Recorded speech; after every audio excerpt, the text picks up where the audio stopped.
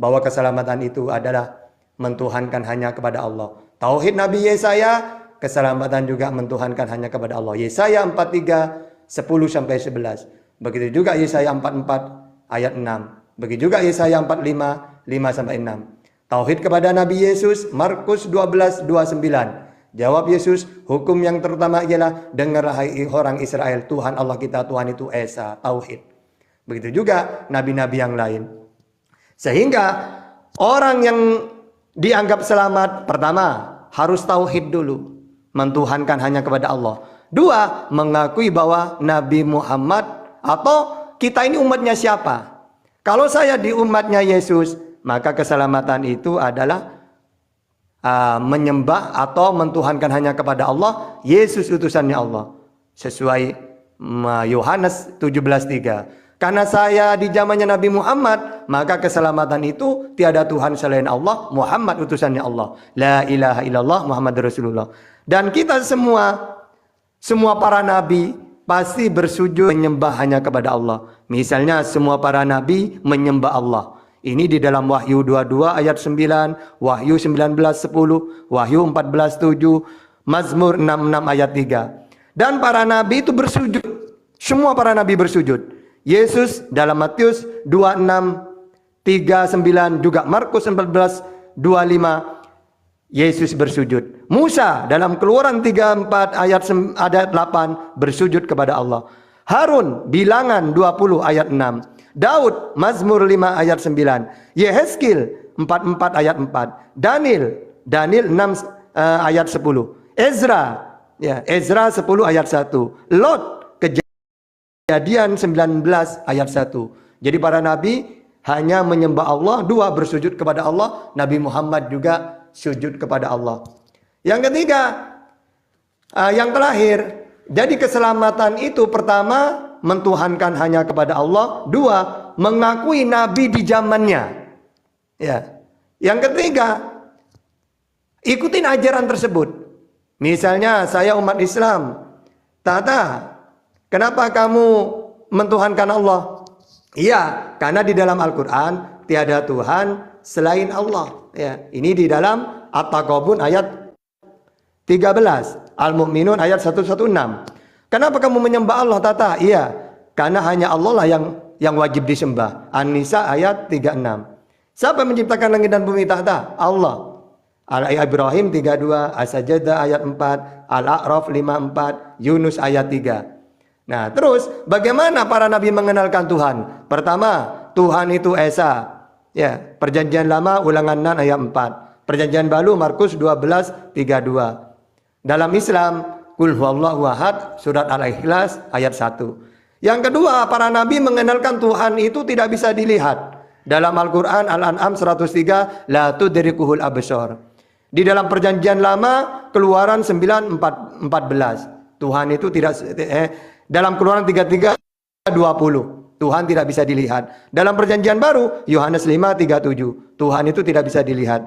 Yang terakhir, Tuhan itu tidak serupa dengan apapun. Ya, di dalam Al-Quran Asy-Syura, ya, ayat 11, laisa kamitslihi syai'un. Perjanjian Baru Keluaran 9:14. Tidak ada yang seperti aku di muka bumi ini. Jadi jelas keselamatan itu. Saya beriman tidak melalui Al-Quran saja tentang keimanan, tentang tauhid, tentang akidah, tapi saya mempelajari semua kitab-kitab suci yang dianggap oleh umatnya sebagai kitab suci. Jadi ketika saya meyakini sesuatu, saya bisa pakai Quran, pakai hadis, pakai Bible, Perjanjian Baru, Perjanjian Lama, sudah saya kuasai. Jadi wajar kalau saya itu bertahan dalam Islam. Apa alasannya? Karena tahta menguasai semua kitab suci. Itu. Oke, silakan Mimi. Ya, oke, terima kasih atas waktunya ya. Saya mungkin mendengar beberapa paparan dari Ustadz Tata tadi, tetapi poin yang paling penting yang dipaparkan Ustadz Tata tadi, bahwasan beliau bertahan di Islam itu hanya karena ajarannya dia itu tauhid ya, artinya sah ya. Tetapi beliau belum memaparkan berkaitan ajaran-ajaran kebaikan yang ada di dalam ajaran Islam itu, beliau belum memaparkan ya.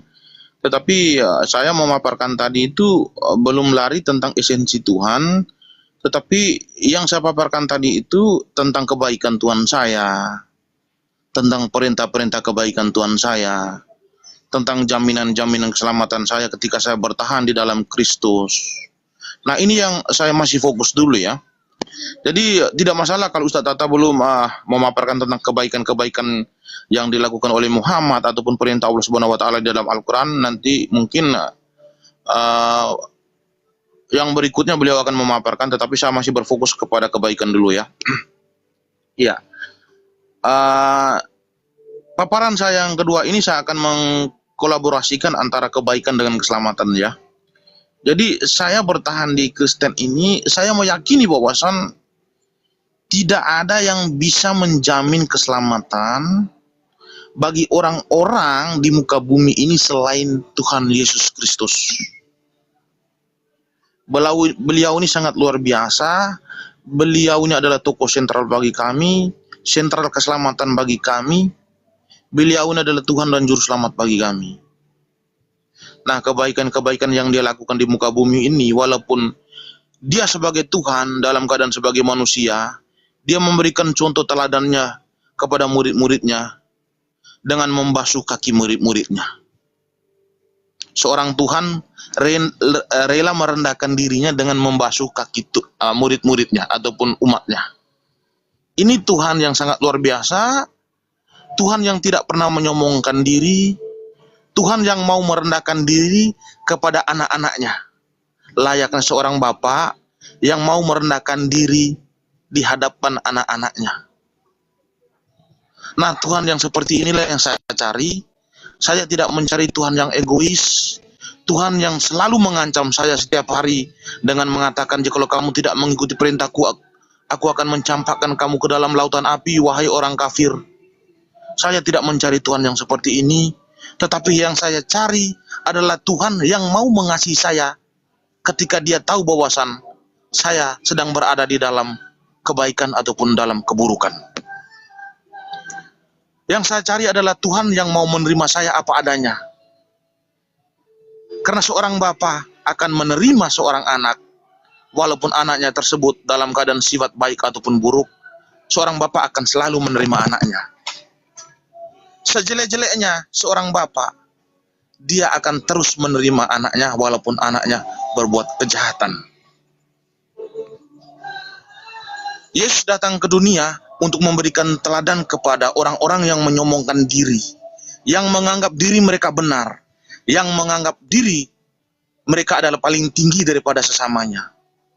Dia memberikan contoh teladan yang baik kepada manusia, bahwasan layaknya seorang manusia seperti saya lakukan ini.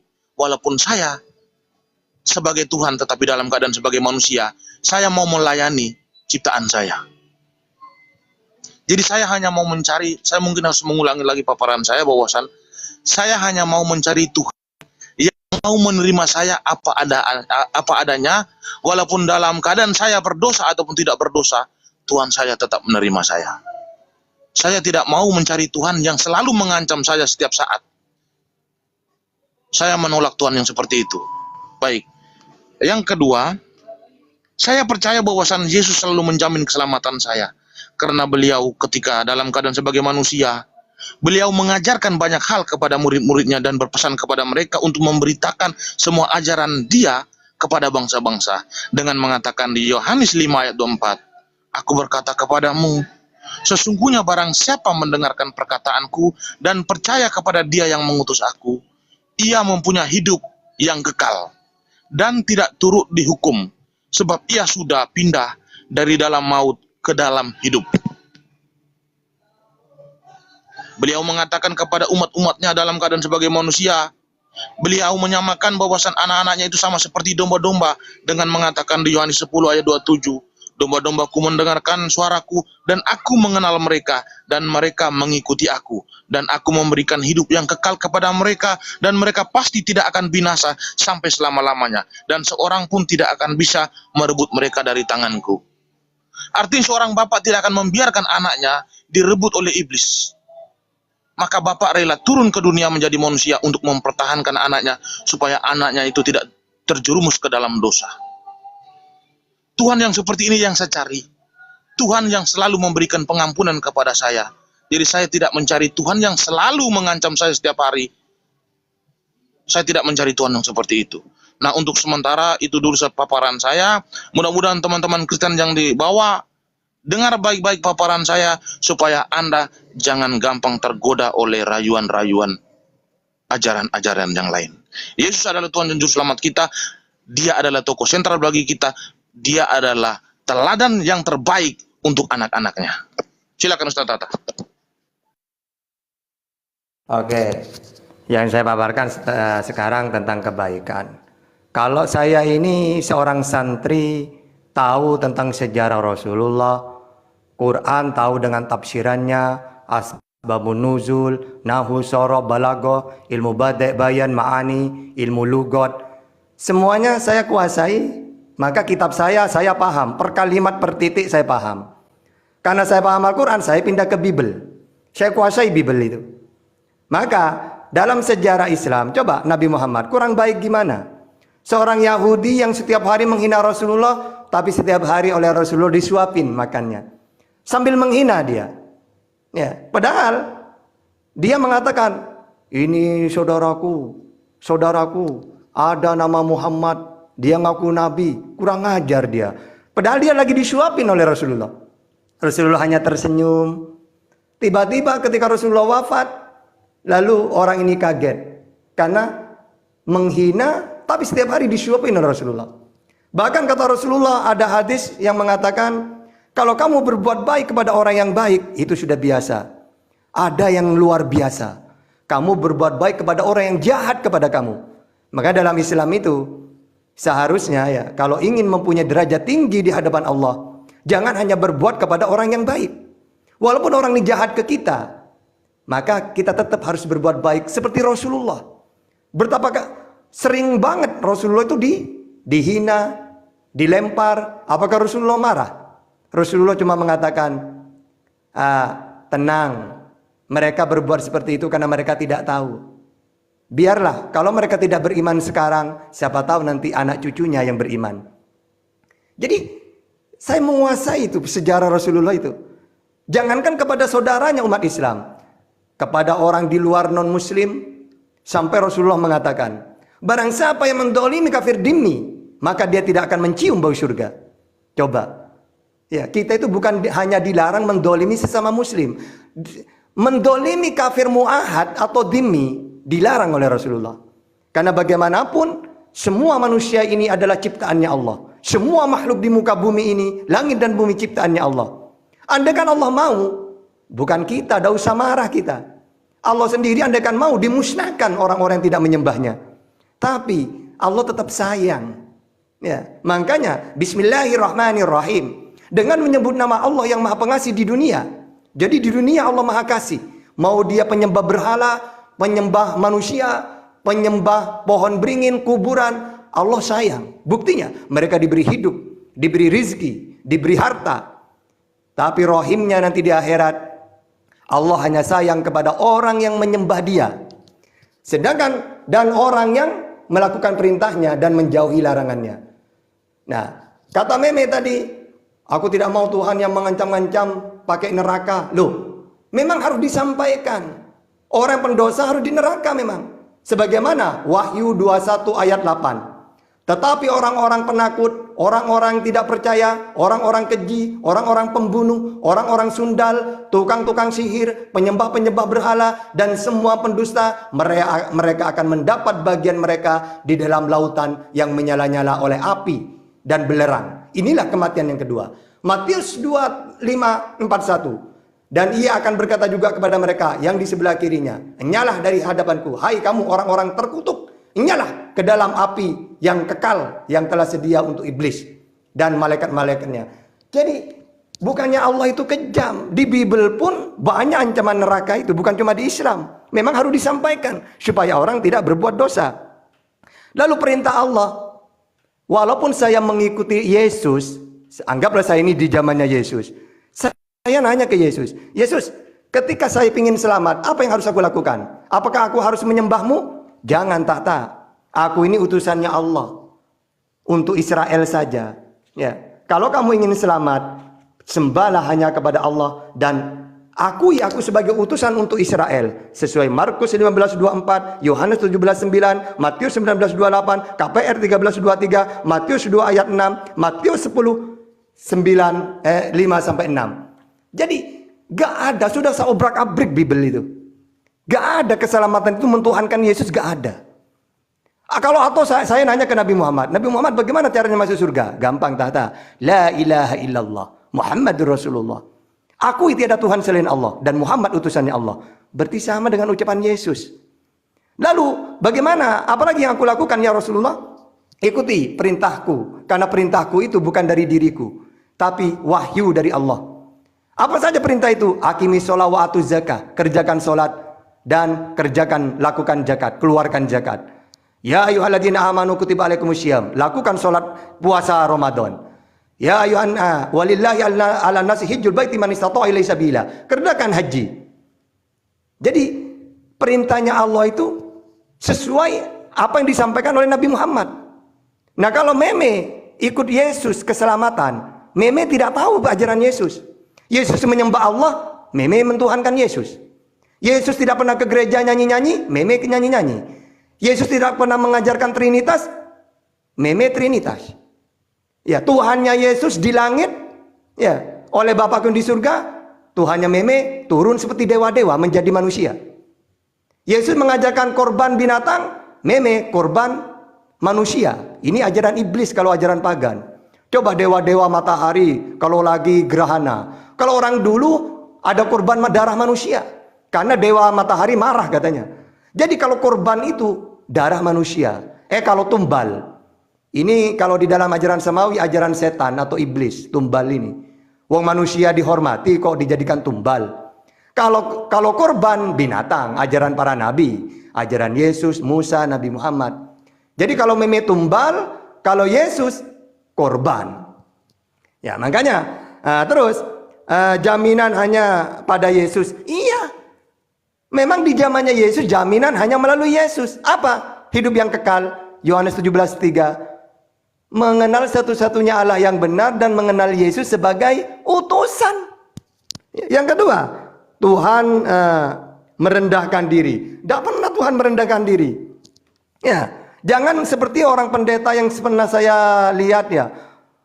Kenapa kok Tuhan menjelma jadi manusia? Karena yang mau diselamatkan manusia. Andaikan yang mau diselamatkan adalah monyet, maka Tuhan harus merendahkan diri menjadi monyet. Nah, ini pemikiran apa ini? Kalau dalam Islam, Tuhan tidak mau merendahkan dirinya kalau ajaran samawi. Makanya ketika saya nanya ke Yesus, Yesus seperti apa Tuhanmu? Maka kata Yesus di dalam apa tadi yang saya sampaikan bahwa kamu tidak bisa melihatnya tahta. Yohanes 5:37. Jadi tidak bisa dilihat kata Yesus. Terus kalau gitu Yesus, kalau Tuhanmu tidak bisa dilihat ada di mana? Oleh Bapakku yang di surga, di Oranos langit. Saya nanya ke Nabi Muhammad, dia sama. Ya. Hanya saja kalau saya nanya ke Kristen, rata-rata jawaban Kristen tidak memakai ajaran Yesus, tapi ajaran pagan. Kalau ajaran Yesus kan samawi, Tuhan sama itu tidak mau turun, sama itu langit. Kalau ajaran di luar samawi, dewa menjelma jadi manusia. Bisa dilihat. Kalau Tuhannya Yesus, kamu tidak bisa melihatnya. Ajaran Islam tidak bisa dilihat juga Tuhan itu. Tidak serupa dengan apapun. Ya. Sehingga kalau saya teliti, imannya tahta dengan imannya Yesus 100% sama. Imannya meme dengan ajaran pagan 100% sama. Makanya saya bisa dikatakan wakil dari Yesus. Jadi tahta ini wakilnya Yesus. Untuk meluruskan orang-orang pagan yang mengaku umatnya Yesus. Ya, makanya saya itu dibimbing Roh Kudus saya ini untuk menguasai Bible. Makanya saya dari tadi pakai ayat semua itu. Gitu ya. Oke, lanjut meme.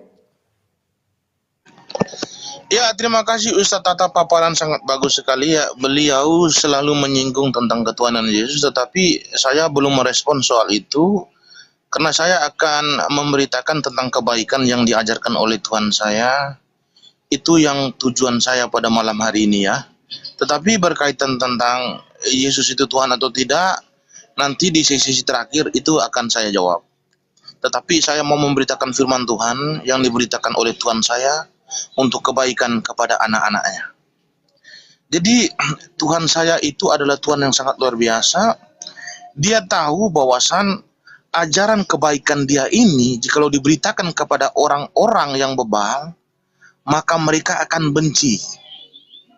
Mereka akan merasa tersinggung jikalau memang apa yang disampaikan dia ini diberitakan kepada mereka.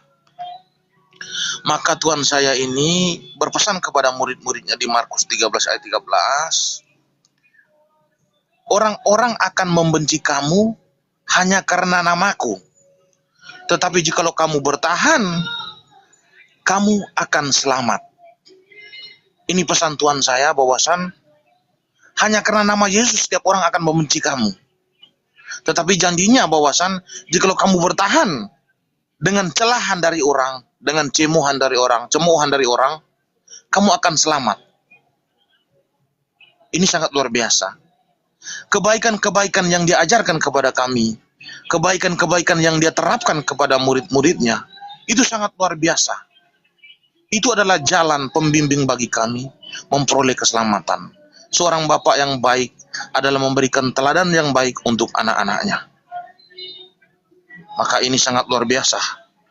Dia berpesan kepada murid-muridnya dengan mengatakan di Yohanes 14 ayat 6. Kata Yesus kepadanya, Akulah jalan dan kebenaran dan hidup. Tidak ada seorang pun yang datang kepada Bapa kalau tidak melalui aku. Ini ancaman yang terberat bagi orang-orang yang menganggap diri mereka benar, menganggap diri mereka menyembah kepada Allah yang benar, menganggap bahwasan agama mereka adalah agama yang benar, tetapi Yesus mengatakan bahwasan hanya akulah jalan dan kebenaran. Tetapi jikalau kamu ingin mengikuti jalan-jalan yang lain, maka engkau tidak akan bertemu dengan aku di dalam kerajaanku. Engkau tidak akan hidup bersama-sama dengan aku di dalam kerajaanku, karena engkau telah menyimpang dari jalanku. Tetapi di satu sisi, dia memberikan harapan kepada murid-muridnya. Dia memberikan harapan kepada anak-anaknya, bahwasan Bapakmu tidak akan pernah meninggalkanmu. Bapakmu akan selalu membimbingmu. Maka Bapakmu rela menjadi manusia merendahkan dirinya, hanya demi keselamatan anak-anaknya. Maka ketika Bapak telah menjadi manusia, dia memberikan teladan, dia memberikan harapan kepada anak-anaknya dengan mengatakan di Yohanes 11:25, Akulah kebangkitan dan hidup. Barang siapa percaya kepadaku, ia akan hidup walaupun ia sudah mati. Dan setiap orang yang hidup dan yang percaya kepadaku tidak akan mati selama-lamanya. Seorang bapa yang memberikan jaminan yang sangat luar biasa kepada anak-anaknya, bahwasan aku adalah bapa yang baik, akan memberikan kehidupan yang kekal bagimu. Bahkan dia rela datang ke dunia, dia memberikan harapan, maka dia berpesan kepada anak-anaknya, bahwasan aku akan pergi duluan ke rumah Bapakku, dan akan menyediakan tempat bagimu. Tempat itu sangat layak untuk anak-anaknya. Maka dia berpesan di Yohanes 14 ayat 1-4, Janganlah gelisah hatimu, percayalah kepada Allah, percaya juga kepadaku. Di rumah Bapakku banyak tempat tinggal. Jika tidak demikian, tentu aku mengatakannya kepadamu, sebab aku pergi ke situ untuk menyediakan tempat bagimu. Dan apabila aku telah pergi ke situ dan telah menyediakan tempat bagimu, aku akan datang kembali dan membawa kamu di tempatku, supaya di tempat di mana aku berada, di situ juga kamu berada. Luar biasa seorang bapak yang baik, seorang Tuhan yang baik, rela turun ke dunia untuk menyelamatkan anak-anaknya, dan berjanji bahwasan dia akan datang ke dunia kali untuk membawa mereka ke dalam hidup yang kekal. Tetapi sebelum dia memberikan jaminan hidup yang kekal, dia berpesan kepada anak-anaknya supaya jangan melakukan kejahatan, tetapi harus melakukan kasih terhadap sesamamu, dengan berpesan kepada murid-muridnya dan mengatakan di Yohanes 17 ayat 26, Dan aku telah memberitahukan namamu kepada mereka, dan aku akan memberitahukannya, supaya kasih yang engkau berikan kepadaku ada di dalam mereka, dan aku di dalam mereka. Sangat luar biasa saudara-saudara. Malam ini Yesus telah mengutus Roh Kudus kepada saya untuk membimbing Anda ke jalan yang benar. Maka janganlah engkau mengunci pintu hatimu. Jangan engkau selalu mengandalkan kehebatanmu, tetapi berendah hatilah dengan menerima Yesus sebagai Tuhan dan Juru Selamat, seorang Bapa yang baik, yang rendah hati, seorang Tuhan yang baik, yang tidak selalu mengancam terhadap anak-anaknya, tetapi selalu membawa kebaikan bagi anak-anaknya. Untuk sementara itu saja dulu, silakan Ustadz Tata. Oke. Pertama yang saya tanggapin, jadi umat Islam ketika memberitakan Yesus yang sebenarnya pasti dibenci. Benar kata kata Meme. Yang menyampaikan ajaran Yesus akan dibenci. Contohnya tahta ini. Ketika dunia, semua para nabi itu jalan dan kebenaran. Kenapa kok jalan? Karena Tuhan Samawi itu, Tuhan itu di langit. Sehingga kalau mau sampai mengenal Tuhan yang di langit itu, maka dia mengutus utusan. Nanti utusan ini akan mengenalkan Tuhan yang benar Allah, aku ini utusannya Allah. Maka ketika saya menjadi umatnya Yesus di zamannya Yesus, maka saya percaya bahwa Tuhan itu Allah. Yesus utusannya Allah. Kenalnya dari siapa? Dari Yesus. Berarti Yesus itu adalah jalan. Karena saya umatnya Nabi Muhammad. Lalu Nabi Muhammad mengatakan, La ilaha illallah, Muhammad Rasulullah. Tiada Tuhan selain Allah. Muhammad utusannya Allah. Nah, tahta kenal Tuhan dari mana? Dari Nabi Muhammad. Yaitu Allah Tuhan itu. Berarti Nabi Muhammad adalah jalan. Yesus jalan. Coba, ajaran Samawi itu umatnya kenal Tuhan dari siapa? Wong Tuhan tidak pernah turun ke bumi. Kata Yesus, nanti saya beri ayat-ayatnya. Bahwa Tuhannya Yesus itu di langit, sama seperti di Islam. Sama seperti Musa, Tuhannya Musa. Bahwasannya keselamatan itu memang mengenalkan Tuhan yang benar. Para nabi itu jalan. Ya, makanya saya mengenal Tuhan itu Allah dari Yesus, dari Musa, dari Nabi Muhammad. Berarti 3 nabi ini jalan. Ya, untuk umatnya masing-masing. Kebenaran, kenapa kok mengatakan kebenaran? Karena yang disampaikan para nabi itu bukan dari dirinya. Ya, sebab segala firman yang kau sampaikan kepadaku telah aku sampaikan kepada mereka, kata Yesus. Yohanes 17 ayat 7. Lalu kata Yesus, ajaranku bukan dari diriku sendiri. Berarti benar. Andai kan Yesus mengatakan, ajaranku dari diriku sendiri, pasti bohong dia. Wong dia manusia. Begitu juga Nabi Muhammad. Wa ma yantiqu anil hawa in huwa illa wahyu yuha. Apa yang aku sampaikan Al-Quran ini adalah wahyu. Berarti benar. Kenapa kok kebenaran? Karena apa yang disampaikan bukan dari dirinya sendiri, bukan dari Nabi Muhammad. Nabi Muhammad hanya menyampaikan wahyu, berarti benar, kebenaran. Makanya Yesus mengatakan, akulah jalan dan kebenaran. Dianggap kebenaran karena bukan dari dirinya. Ya. Yang ketiga, kata Meme, Bapak menjadi manusia. Oh tidak, kalau Bapak jadi manusia, maka pasti dia mengatakan dirinya Tuhan. Tapi kata Yesus, dia memperkenalkan Tuhan malah.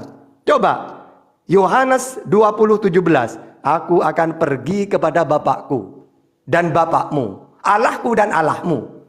Berarti Yesus manusia, dia punya Tuhan. Wong dia mau pergi kepada Bapaknya, Tuhannya. Jadi kalau mengatakan Bapak menjadi manusia, tidak mungkin. Yesus itu mengatakan aku akan pergi.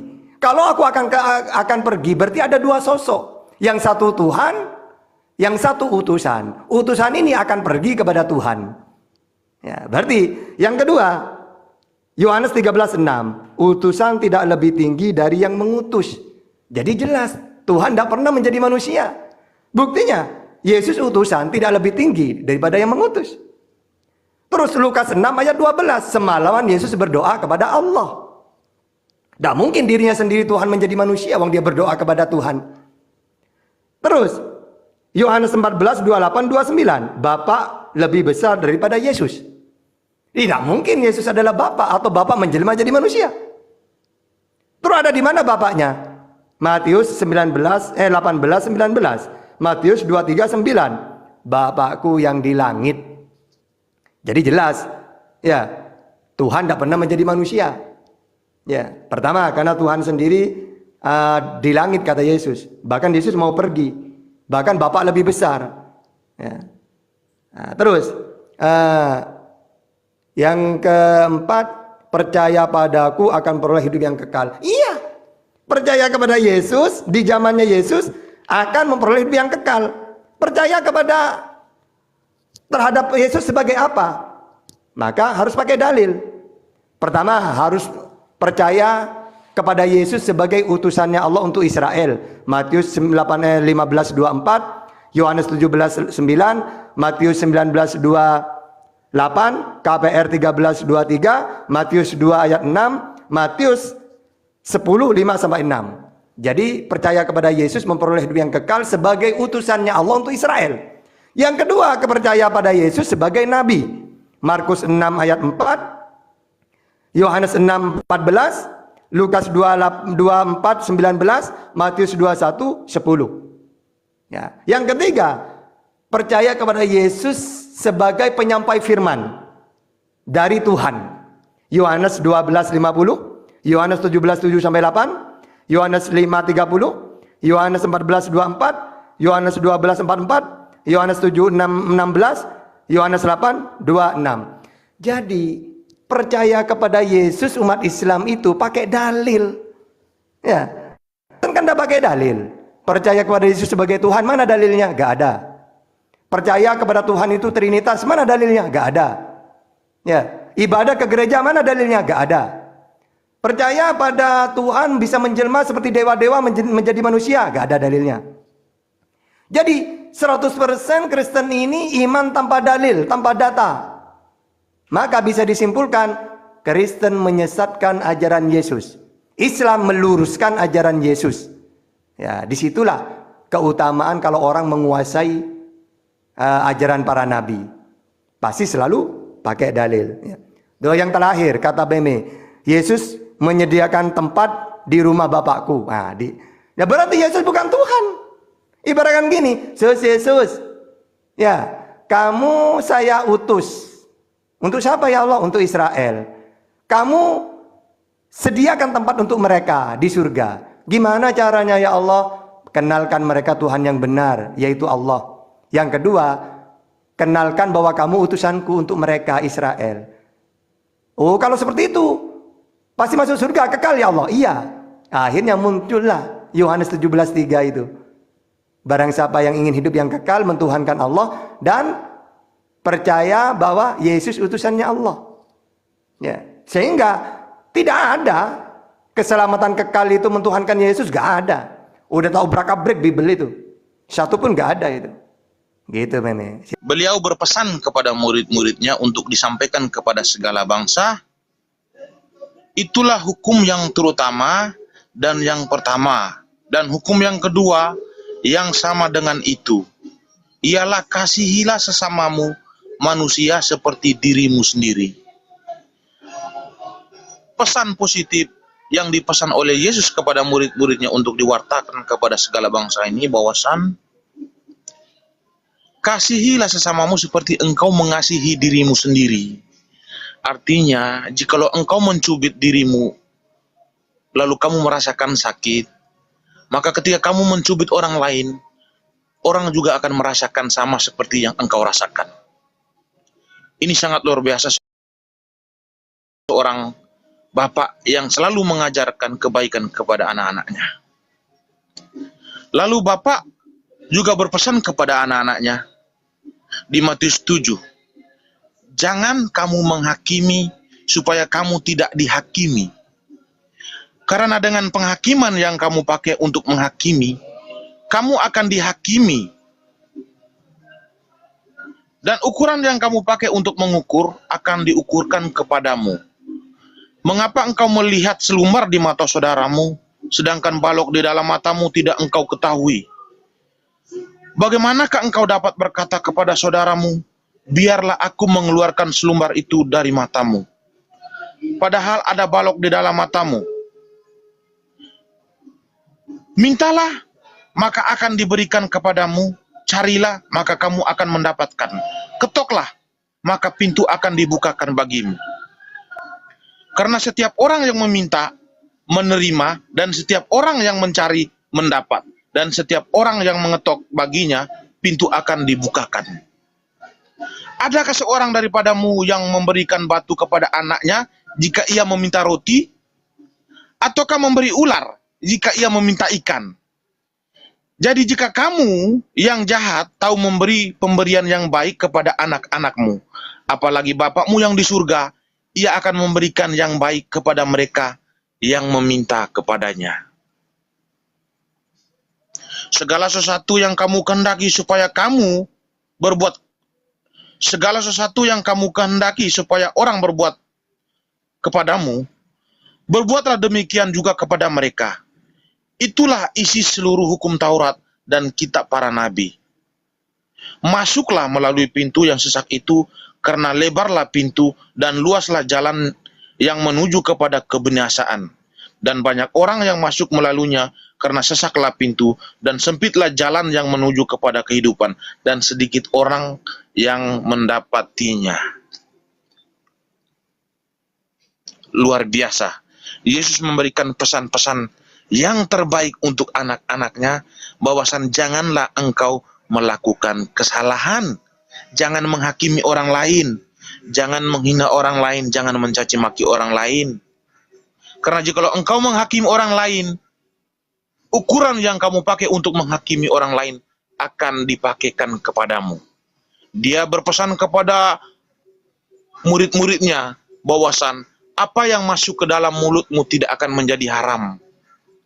Karena apa yang masuk ke dalam mulutmu akan masuk ke dalam perutmu, lalu akan dibuang ke dalam jamban.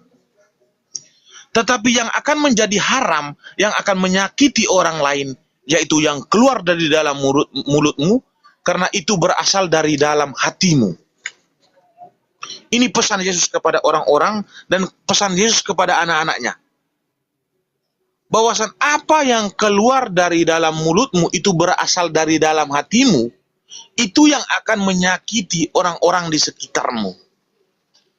Maka dengan penghakiman yang kamu pakai kepada orang lain, itu yang akan dipakaikan kepada kamu. Jadi ini malam yang sangat luar biasa. Malam yang sangat indah. Malam yang sangat sejuk. Karena Yesus telah memberikan arahan kepada saya untuk membimbing orang-orang ke jalan yang benar.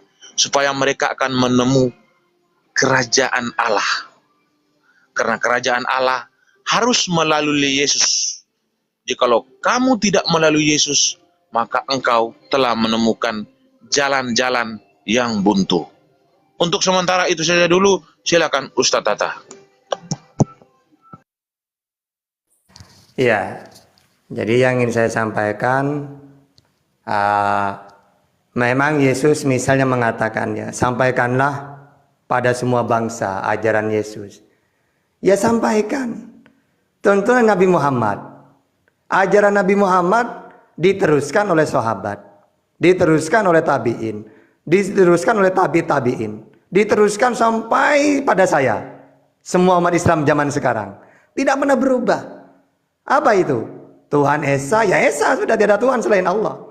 Nabi Muhammad utusannya Allah, semua umat Islam itu. Umat Islam beribadah, sholat, puasa sampai sekarang gitu. Jadi seharusnya kalau ingin menyampaikan, jangan dirubah tauhid menjadi pagan. Ya, Yesus mengatakan Tuhan yang benar hanya Allah, lalu disampaikan ke seluruh manusia, Yesus Tuhan. Padahal Yesus ngaku utusan. Yesus memperkenalkan Tuhan.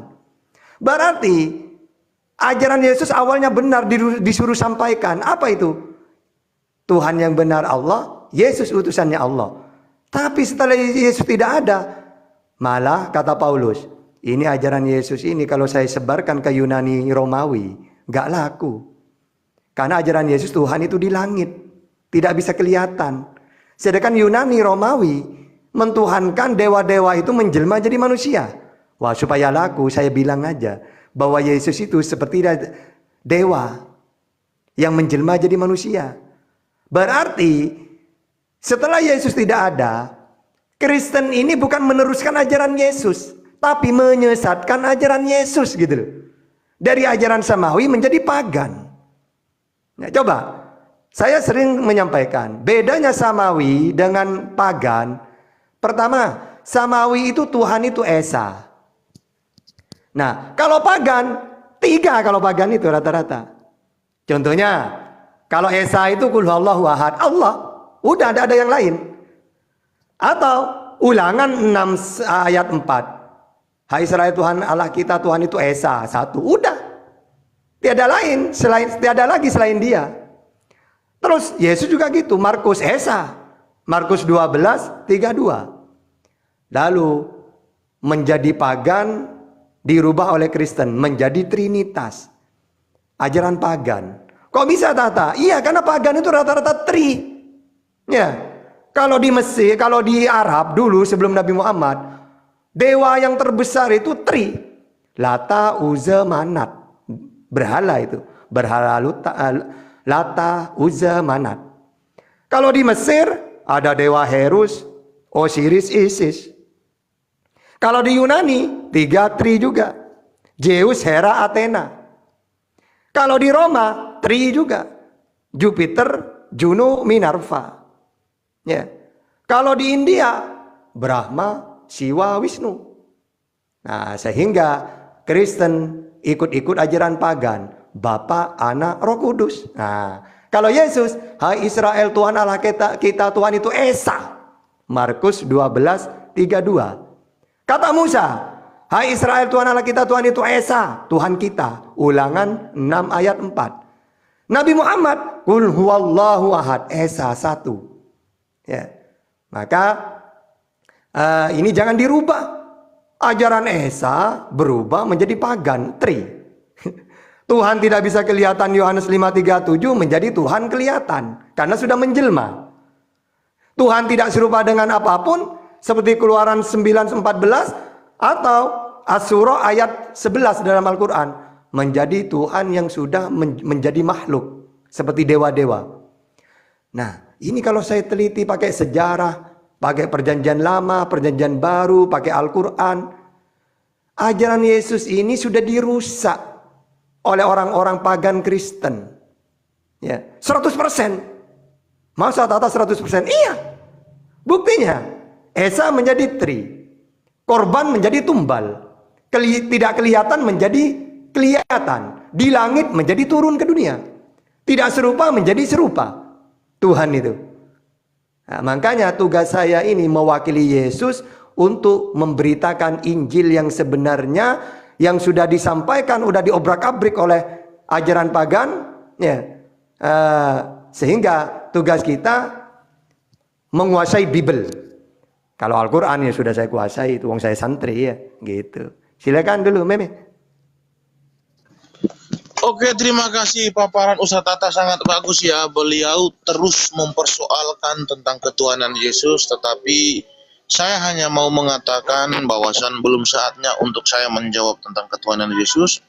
Tetapi saya selalu menebarkan kebaikan pada malam hari ini, karena memang malam hari ini memang Yesus sudah membimbing saya ya, supaya saya jangan terlalu keras dalam memberitakan firman-Nya kepada orang-orang. Karena Yesus tahu bahwasan oleh karena namanya orang akan membenci saya. Maka itu Yesus sudah membimbing saya supaya jangan terlalu keras untuk memberitakan firman-Nya. Saya akan lanjutkan tentang kebaikan Tuhan saya. Yesus adalah Tuhan yang baik. Yesus tahu apa yang terbaik untuk anak-anaknya. Nah, ketika Yesus menciptakan alam semesta, lalu Dia menciptakan manusia. Dia tahu bahwasan manusia itu mempunyai kelemahan karena Dia menciptakan manusia itu mempunyai kehendak bebas. Maka disitulah titik kelemahan anak-anaknya. Bahwasan ketika anak-anaknya diciptakan oleh Dia, lalu dibekali dengan kehendak bebas, maka mereka berpotensi untuk melakukan kesalahan.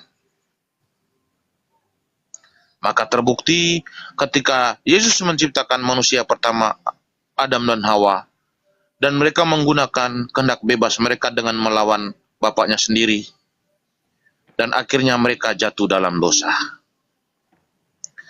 Dan anak cucu Adam itu terus melakukan dosa, terus melawan terhadap bapaknya sendiri, yaitu Yesus.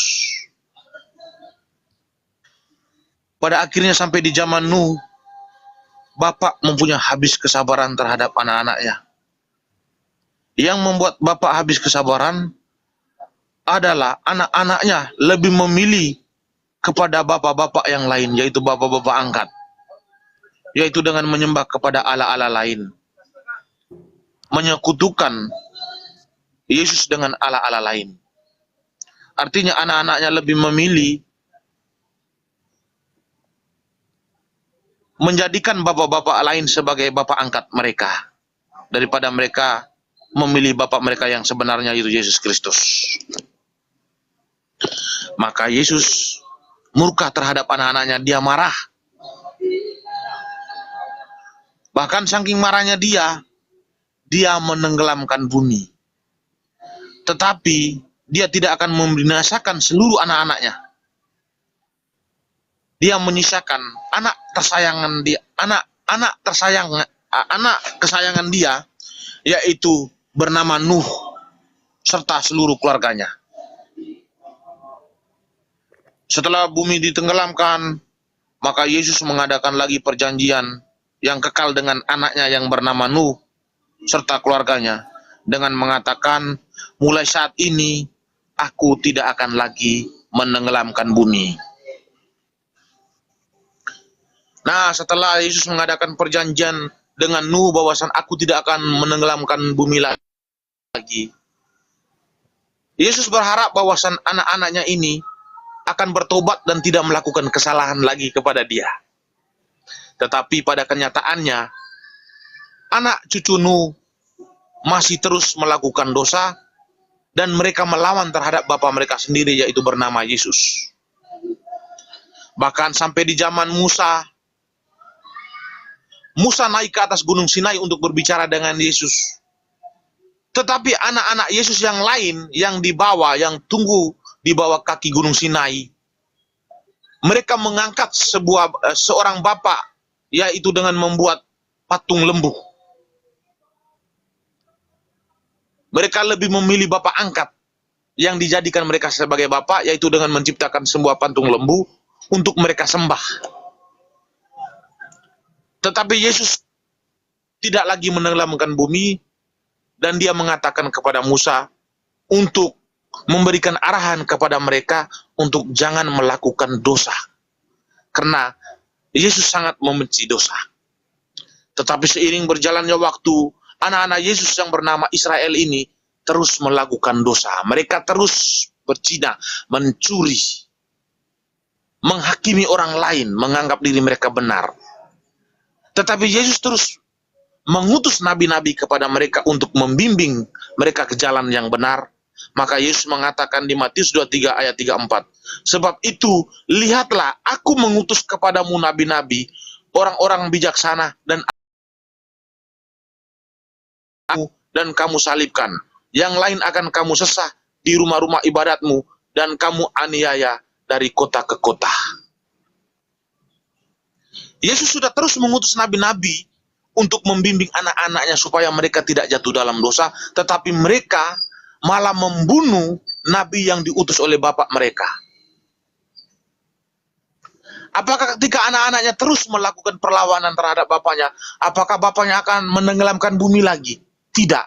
Bapaknya sudah berjanji kepada Nuh bahwasan dia tidak akan lagi menenggelamkan bumi. Lalu bagaimana? Apakah bapak akan terus membiarkan anak-anaknya terjerumus ke dalam dosa? Tidak. Lalu jalan apa yang akan ditempuh oleh bapak? Maka jalan satu-satunya, Yesus menjadi seorang manusia. Dia rela merendahkan dirinya hanya demi menyelamatkan anak-anaknya supaya mereka hidup kekal bersama-sama dengan dia. Dia rela merendahkan dirinya, dia rela diolok-olok, dia rela dianiaya, dia rela disalibkan, dia rela ditombak. Hanya demi menyelamatkan anak-anaknya. Seorang bapak yang baik harus menyelamatkan anaknya walaupun dalam keadaan apapun.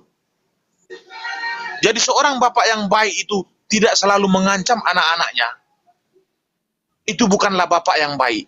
Seorang bapak yang baik tidak akan mungkin mengutus setan-setan untuk menyesatkan anak-anaknya, seperti yang terkonfirmasi di dalam surat Miriam 83, bahwasan Tuhan yang bernama Allah itu mengutus setan-setan untuk menyesatkan manusia. Seorang bapak yang baik tidak akan mungkin mengutus orang untuk menyesatkan anak-anaknya. Tetapi justru seorang bapak yang baik itu harus datang menyelamatkan anak-anaknya. Walaupun dalam keadaan apapun dia harus menyelamatkan anaknya. Seperti yang dilakukan oleh Yesus. Datang ke dunia walaupun dalam keadaan sebagai manusia. Dihina, dicaci, dimaki, diludahi. Tetapi dia rela hanya untuk menyelamatkan jutaan anaknya yang ada di muka bumi. Bukan dia harus mengutus iblis untuk menyesatkan anak-anaknya. Itu bukanlah bapak yang baik. Jadi buat teman-teman yang di bawah, sadarkanlah diri kalian bahwasan kalian sedang berada di jalan yang sesat. Telah menerima seorang bapak yang mengutus setan-setan untuk menyesatkan anak-anaknya, yaitu di surat Miriam 83. Silakan Ustaz Tata. Oke.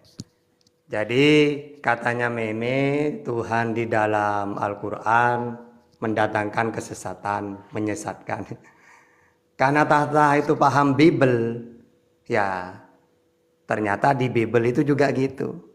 Coba ya, ini keanehan-keanehan Tuhan di dalam Bible. Pertama, Tuhan murka. Ya, 2 Samuel 6 ayat 6 sampai 7. Tuhan mengambil istri orang. Tuhan mengambil istri orang. Ya, 2 Samuel 12 ayat 11. Tuhan mendatangkan kesesatan. 2 Tesalonika 2 ayat 11 sampai 12. Jadi banyak lah ya Tuhan-Tuhan itu. Jadi kalau Meme pakai Al-Quran lebih parah di Bible. Bahkan ada lagi nanti Tuhan bersuit, sweet. Yesaya 7, 18, 20. Tuhan menyesal, Kejadian 6, 5 sampai 7. Tuhan disalib, waduh, Tuhan disalib. Wahyu 11 ayat 8. Ada lagi Tuhan tertawa, Mazmur 5, 9, 8. Tuhan mengolok-olok, ya. Mazmur 2 ayat 4. Yang terakhir Tuhan berperang, Yesaya 42 13 sampai 14. Jadi kalau Meme udah aku bilang, saya ini menguasai Quran, hadis, Bible. Ya, jadi jangan coba-coba ngutip Quran, karena dalil-dalil dalam Al-Quran juga sudah saya cari di Bible itu. Terus Meme menyampaikan kebaikan-kebaikan katanya. Di dalam Islam itu kebaikan itu banyak, makanya ada kitab akhlak. Akhlak kepada yang lebih tua, kepada orang tua, tetangga. Akhlak menjamu tamu. Ada semua ayatnya itu. Bahkan semuanya ada doanya. Ya. Jadi tidak usah kebaikan-kebaikan. Bahkan kami diperintah untuk menghormati, menghargai, berbuat baik kepada non-muslim. Kalau mendolimi tidak mencium bau surga. Jadi percuma kalau kamu bicara kebaikan. Islam itu ratusan ya ayat-ayat akhlak itu. Ya. Terus Yesus itu Tuhan yang baik. Makanya dia menciptakan manusia atau langit, bumi. Di mana ada Yesus menciptakan? Wong Yesus dilahirkan oleh Maria. Kalau Allah pencipta, banyak dalilnya. Allahul ladzi khalaqas samawati wal ard. Allah yang menciptakan langit dan bumi. Ibrahim 32. As-Sajdah ayat 4. Al-A'raf 54. Yunus ayat 3. Kalau Yesus pencipta, mana dalilnya? Ada di perjanjian lama. Perjanjian lama itu ya, nabi-nabi perjanjian lama mengenalkan Tuhan yang benar, yaitu Allah. Yesus sendiri memperkenalkan Tuhan yang benar, yaitu Allah. Yesus sendiri diciptakan. Ya, awal dari ciptaan katanya. Dalam Bible itu. Terus, jadi jangan omong kosong. Karena tahta menguasai Bible. Terus, mereka menyembah Allah-Allah lain. Ya Kristen itu. Kalau Allah yang benar itu seperti Nabi Muhammad. La ilaha illallah. Tiada Tuhan selain Allah. Yesus. Ya. Nyala iblis. Hanya kepada Allah lah engkau menyembah. Ya gitu ya. Makanya tadi ayat-ayat. Para nabi sujud. Para nabi menyembah Allah. Banyak ayat-ayatnya tadi sudah aku sebutkan satu-satu. Nah, kalau Kristen menciptakan Tuhan, Nabi Muhammad memperkenalkan Tuhan Allah, Yesus memperkenalkan Tuhan Allah. Lalu Kristen menciptakan Tuhan baru, yaitu manusia utusannya Allah dilantik menjadi Tuhan. Berarti mereka menyembah Allah-Allah lain, Kristen itu. Andai kan mereka itu tidak menyembah Tuhan lain, seharusnya menyembah Tuhan yang dikenalkan oleh Yesus, yaitu Allah. Karena Yesus memperkenalkan Tuhan itu Allah. Makanya aku akan pergi kepada Bapakku dan Bapakmu, Allahku dan Allahmu. Aku bersyukur kepadamu Bapa Tuhan langit dan bumi, kata Yesus. Ya. Terus mereka kata Meme tadi, mereka pembunuh para nabi. Ya, orang Israel itu. Nabi siapa yang mereka mau bunuh? Zakaria, Yahya, bahkan Yesus sendiri mau dibunuh. Kenapa? Itulah wajarlah. Para nabi itu selalu menjadi sasaran pembunuhan. Yesus kenapa mau dibunuh? Ya karena mengajarkan tauhid. Sedangkan iblis pinginnya manusia itu sesat. Bagaimana caranya menyesatkan manusia? Harus berbeda dengan ajaran nabi. Kalau Yesus memperkenalkan Tuhan Esa, Musa Esa, Nabi Muhammad Esa, ini keselamatan. Maka supaya manusia sesat, oleh iblis diajarkanlah Trinitas. Supaya mereka sesat. Biar Tuhannya mereka dengan Tuhannya Yesus beda. Maka diberilah ajaran Tri-Tri itu. Supaya ajarannya Yesus menjadi pagan. Ya, makanya kita itu jangan imani saja. Bagi yang Islam, ingat kita sudah punya kitab. Taraktu fikum amro'ini lan tadilu ma tamassaktum bihima, kitabullah wa sunnah. Ya. Nabi Muhammad meninggalkan dua perkara. Kalau kamu berpegang teguh kepada keduanya, kamu tidak akan tersesat, yaitu Quran dan hadis. Makanya umat Islam itu tidak mungkin tersesat. Tentang ketuhanan Esa, mulai dari zaman Nabi Muhammad sampai sekarang ya Esa. Tuhan tidak kelihatan sampai sekarang tidak kelihatan. Tuhan tidak serupa sampai sekarang tidak serupa. Ya. Kalau Kristen, Yesus sudah mengenalkan Tuhan Esa menjadi Trinitas. Ya. Yesus memperkenalkan Tuhan tidak bisa dilihat. Kristen mengandalkan Tuhan bisa dilihat karena menjelma. Ya, Yesus mengatakan Tuhan tidak serupa, Kristen menyesatkan dengan Tuhan serupa, menjadi pagan. Makanya, kalau kalian ingin belajar kebenaran itu, belajar ke Islam. Karena Islam menguasai Quran dan Bible. Kalau kamu belajar kepada Kristen, pendeta itu kitabnya sendiri loh tidak paham. Apalagi tentang Quran. Kalau saya memakai dalil dua-duanya. Kalau mereka tidak percaya kepada Al-Quran, saya tampar pakai Bible. Karena saya menguasai Bible. Mau apa sekarang? Makanya untuk kawanku Meme, tidak apa-apa kalau menyebarkan kebaikan-kebaikan. Karena dalam Islam lebih banyak kebaikan itu. Kamu tidak pernah pakai dalil itu. Ya, ibaratkan kamu pakai dalil satu, Islam bisa menunjukkan 100 itu dalil kebaikan itu. Ya, gitu Me. Atau kamu pakai kitab Al-Quran, di dalam Quran gini-gini. Loh, nanti saya 100 kali bisa pakai Bible. Sesuai yang kamu klaim. Itu Me. Ya, silakan Me. Iya, tepuk tangan dulu buat Ustadz Tata ya, teman-teman di bawah ya. Harus memberikan apresiasi kepada Ustadz Tata ya, karena memang paparan beliau ini sangat bagus ya. Oke, saya lanjutkan, masih berkaitan tentang Bapak yang baik, masih berkaitan tentang Tuhan yang baik. Bapak itu adalah Tuhan ya. Jadi Yesus sangat menegaskan bahwasan seorang bapak yang baik tidak akan mungkin memberikan kalajengking kepada anaknya ketika anaknya meminta telur. Sejahat-jahatnya seorang bapak tidak akan memberikan anaknya kalajengking ketika anaknya meminta telur. Jadi seorang yang seperti sekarang ini, ada yang baik, ada yang berdosa. Supaya nanti aktif sifat gofurnya. Maksudnya hadis itu gitu. Hadis ini membahas bahwa Allah itu maha pengampun gitu loh. Dosa apapun kalian, silakan bertobat. Selagi malam yugorgir, selagi nyawa belum ada di tenggorokan, ya sakaratul maut, silakan, pintu tobat selalu dibuka. Maksudnya hadis itu menjelaskan seperti itu. Silakan nih, mau apa? Mau pakai Bible, saya lebih menguasai Bible. Apalagi Al-Quran dan hadis. Wong saya santri, makananku sehari-hari itu ya. Silakan. Oke, terima kasih paparan dari Ustadz Tata, sangat bagus sekali ya. Beliau memaparkan sangat bagus ya. Saya akan lanjutkan paparan-paparan saya ya.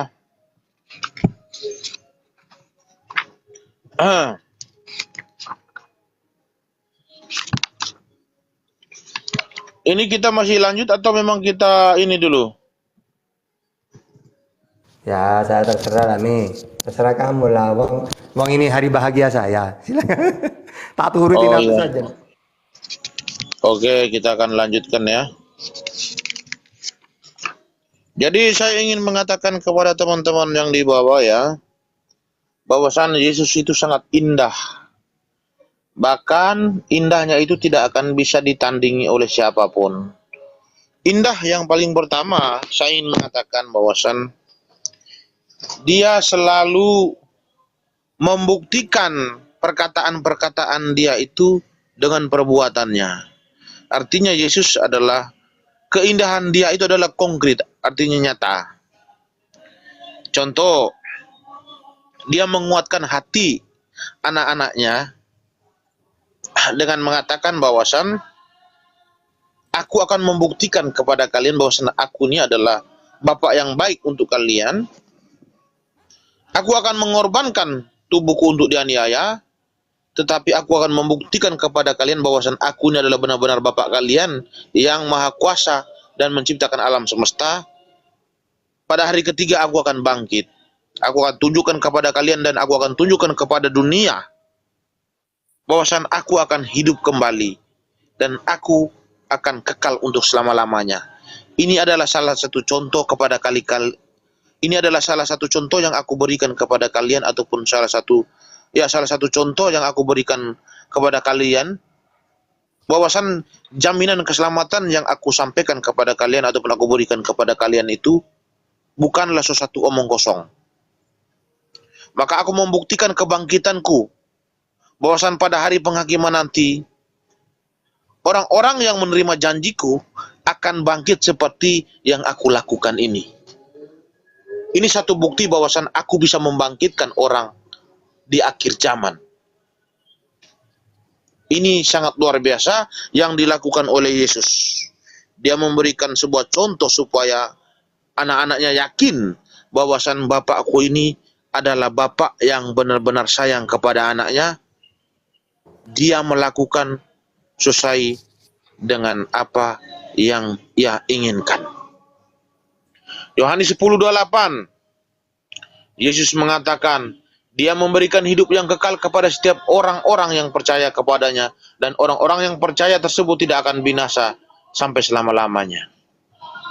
Orang-orang itu siapa? Orang-orang itu adalah anak-anaknya.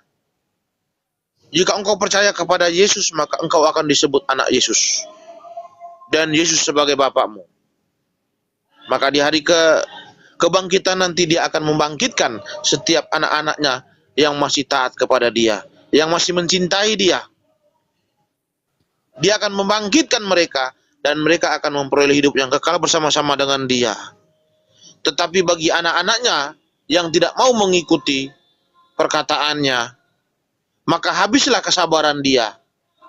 Maka Yesus akan memanggil malaikat-malaikatnya untuk menarik mereka dengan paksa dan akan membuang mereka ke dalam lautan api. Ini sangat luar biasa yang tidak akan bisa ditandingi oleh Tuhan-Tuhan yang lain. Tuhan-Tuhan yang lain itu hanyalah cerita dongeng semata, karena mereka tidak bisa membuktikan apa-apa. Karena memang mereka bukanlah Tuhan yang benar, karena memang mereka bukanlah Tuhan pencipta alam semesta. Tetapi aku, Yesus, bisa membuktikan kepada kalian bahwasan aku adalah Tuhan yang nyata, yang bisa menunjukkan identitasku kepada kalian.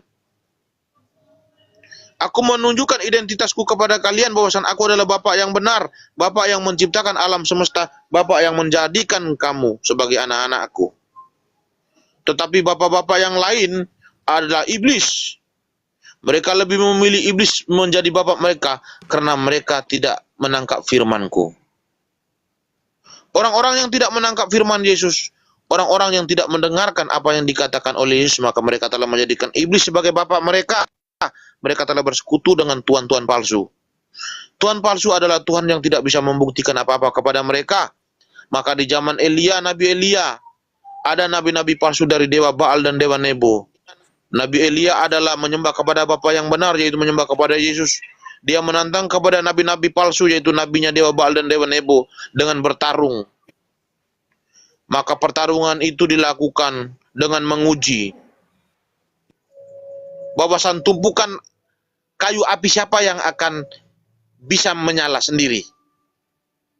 Dan terbukti Dewa Baal tidak bisa membuktikan apa-apa, tetapi Tuhan ataupun Bapa yang benar-benar itu membuktikan kepada Dewa Baal dan nabi-nabinya di depan mata mereka, Elia bisa menyalakan api dari langit untuk membakar tumpukan kayu yang ditumpuk oleh Elia. Bapa yang benar itu adalah Bapa yang bisa membuktikan kepada anak-anaknya dan menunjukkan bahwasan dia adalah Bapa yang benar. Tetapi Bapa-Bapa palsu adalah hanya menyangkal. Bapa-Bapa palsu hanyalah mengklaim. Bapa-Bapa palsu itu adalah penyamar. Karena dia tidak bisa membuktikan apa-apa. Dia hanya omong doang. Karena memang dia bukanlah Bapa yang benar, karena dia bukan Tuhan yang benar. Sehingga dia hanya mengklaim, dan sampai kapanpun dia hanya klaim dan tidak akan bisa membukti apa-apa, karena memang dia bukanlah Bapa yang benar, karena memang dia bukanlah Tuhan yang benar. Tetapi Yesus adalah Tuhan yang benar, dia bisa membuktikan segala perbuatan dia disaksikan oleh banyak orang. Dia menunjukkan teladan, dia menunjukkan perbuatan dia dengan meyakinkan kepada mereka bahwasan di hari kebangkitan daripada akhir zaman ini seperti ini. Maka Yesus menunjukkan kepada mereka, dia membangkitkan dirinya, lalu terangkat ke atas surga. Maka di hari penghakiman juga akan terjadi seperti itu. Jadi tuhan-tuhan palsu tidak akan bisa membuktikan apa-apa. Lanjutkan Ustaz Tata. Oke. Jadi ya tadi Meme mengatakan, jadi Yesus harus mati dan bangkit. Tapi ingat ya Mi, Yesus itu karena dia punya Tuhan tidak bangkit sendiri. Yesus itu dibangkitkan oleh Tuhannya. Sehingga kamu salah kalau mentuhankan Yesus. Karena dalam KPR 5:30, Roma 10 atau ayat 9, Yesus dibangkitkan oleh Tuhan, Tuhannya yang mengutus dirinya. Ya, kecuali Yesus bangkit sendiri, ya, maka bisa dikatakan, oh, wong dia Tuhan yang bangkit sendiri. Tapi ternyata Yesus dibangkitkan oleh Tuhan. Berarti Yesus bukan Tuhan. Kalau Yesus Tuhan, berarti ada dua Tuhan nanti. Tuhan yang pernah mati, dua Tuhan yang membangkitkan Tuhan yang mati. Tidak mungkin itu. Terus Yesus telah memberikan hidup yang kekal. Ingat ya Mi, ya, kalau kita pakai dalil, jadi hidup yang kekal itu kalau kita pakai dalil, tidak ada yang mentuhankan Yesus. Matius 19, 16, 17, hidup yang kekal itu mengakui Yesus sebagai utusan dan mentuhankan hanya kepada Allah. Juga Yohanes 5, 3, 2, 4, hidup yang kekal itu mengakui Yesus sebagai utusannya Allah. Yohanes 17:3 mengakui Yesus sebagai utusannya Allah. Maka saya tahta hidup yang kekal, karena saya mengakui Yesus sebagai utusan dan hanya mengenal Tuhan satu-satunya Tuhan yang benar, yaitu Allah. Kalau Meme, kalau sudah mentuhankan manusia Yesus, ya hidup yang kekal di neraka itu ya. Karena menyekutukan Allah. Terus Bapak yang benar tidak bisa, Bapak yang palsu itu tidak bisa membuktikan. Maksudnya dengan apa membuktikan Bapak? Saya nanya ke Nabi Muhammad, Nabi Muhammad, Tuhan Allah itu berapa? Esa, satu. Seperti apa dia? Tidak serupa dengan apapun. Apakah bisa dilihat? La tudrikul absar, tidak bisa dilihat. Nah, kata-kata ini menurut orang Kristen tidak bisa membuktikan. Jadi Tuhannya Islam itu tidak bisa membuktikan. Tuhan yang dikenalkan Nabi Muhammad tidak bisa dibuktikan katanya. Oke, saya nanya ke Yesus saja. Yesus, ada berapa Tuhan itu? Esa. Ya. Loh, sama seperti Nabi Muhammad dong. Mana dalilnya? Markus 12:32. Yesus, apakah Tuhanmu bisa dilihat? Tidak. Loh, seperti Nabi Muhammad dong Tuhannya. Mana dalilnya? Yohanes 5:37. Ya. Jadi kalau ada Meme di zamannya Yesus, pasti Yesus dikatakan gila sama Meme. Karena Yesus tidak bisa membuktikan Tuhannya. Karena ketika ditanya, Tuhan itu berapa Yesus? Satu, Esa. Bisa dilihat? Tidak. Oh, tidak bisa dibuktikan. Makanya saya yakin orang Kristen andaikan hidup di zamannya Yesus, pasti Yesus dikatakan gila. Karena mengenalkan Tuhan yang tidak terbukti. Seperti Islam. Gitu.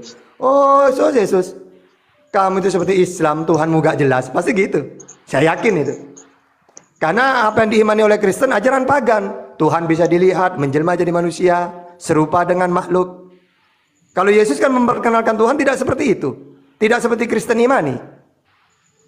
Yang Yesus kenalkan Tuhan itu seperti Muslim. Apa? Esa, tidak bisa dilihat, tidak serupa, ada di langit. Gitu.